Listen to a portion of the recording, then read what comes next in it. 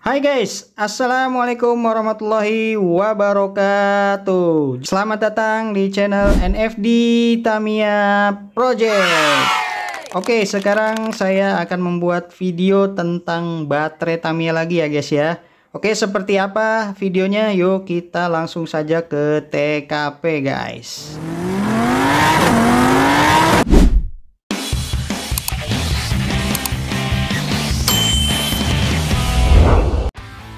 Oke guys, sebelum kita ke TKP, saya pernah membeli baterai break-in di e-commerce ya guys ya. Dan ternyata sulit sekali ya membedakan antara baterai break-in dan belum break-in. Nah, apakah dengan alat discharge bisa dibedakan mana baterai yang sudah di break-in atau belum? Yuk langsung simak videonya guys. Oke. Nah, oke guys. Sekarang sudah di TKP ya guys ya. Saya sekarang akan membahas tentang baterai Tamiya yang sudah di break-in dan belum di break-in ya guys ya. Nah, ini memiliki beberapa perbedaan dalam performa dan karakteristiknya. Berikut adalah perbedaannya. 1. Kapasitas dan daya tahan. Poin yang pertama, belum break-in, kapasitas belum optimal, biasanya lebih cepat drop saat digunakan. Poin yang kedua, sudah break-in, kapasitas lebih stabil, daya tahan lebih lama, dan performa lebih konsisten ya guys. Yang kedua, tegangan atau voltase dan power output. Nah, poin yang pertama, yang belum break-in, tegangan masih kurang stabil, sering mengalami penurunan daya tiba-tiba saat beban tinggi. Poin yang kedua, sudah break-in, tegangan lebih stabil, output daya lebih maksimal, dan lebih responsif terhadap throttle ya guys. Selanjutnya yang ketiga, efisiensi dan overheat ya guys. Baterai belum break-in, baterai bisa lebih cepat panas karena masih ada ketidakseimbangan kimia di dalamnya. Baterai yang sudah break-in lebih efisien dalam penggunaan energi dan tidak mudah overheat ya guys. Nah, ini yang keempat ya guys. Umur baterai. Nah, baterai belum break-in jika langsung digunakan dengan beban tinggi bisa mengurangi umur baterai secara signifikan.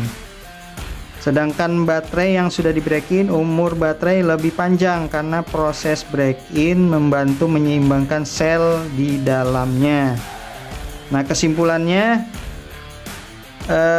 baterai break-in sangat penting untuk memaksimalkan performa dan umur baterai ya guys, terutama jika digunakan untuk balapan atau performa tinggi.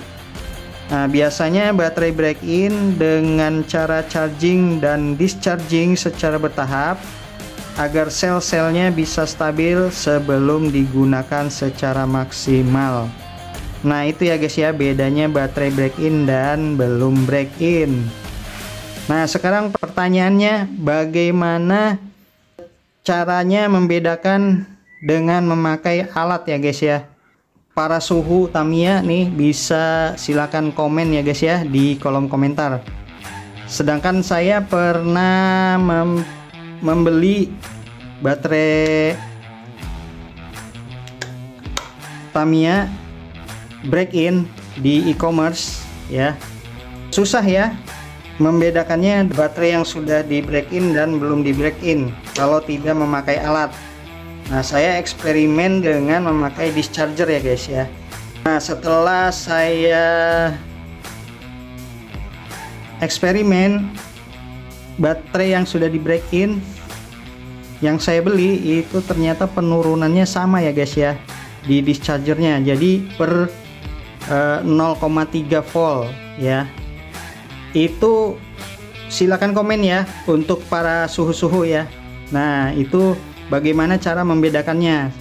Nah, sedangkan saya pernah melihat di beberapa konten tentang Tamiya juga ada yang penurunannya cuman 1 volt. Nah, ini 3 volt ya. Tadi 264, sekarang 261. Padahal ini baterai break-in yang saya beli di e-commerce ya.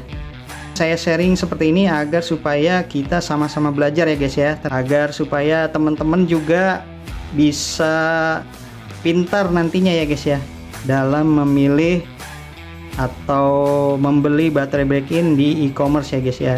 Jadi mana yang benar-benar di break-in atau mana yang belum di break-in, karena ini saya ada kecurigaan ini tidak di break-in ya guys ya, karena penurunannya sama. Jadi silakan komentar di kolom komentar, kita sharing ya, kita berbagi agar supaya saya terutama sebagai pemula tahu ya bagaimana membedakan baterai yang di break-in dan baterai yang belum di break-in. Oke guys ya, itu saja video singkatnya, jadi mudah-mudahan bermanfaat. Sampai jumpa di video selanjutnya dan wassalamualaikum warahmatullahi wabarakatuh.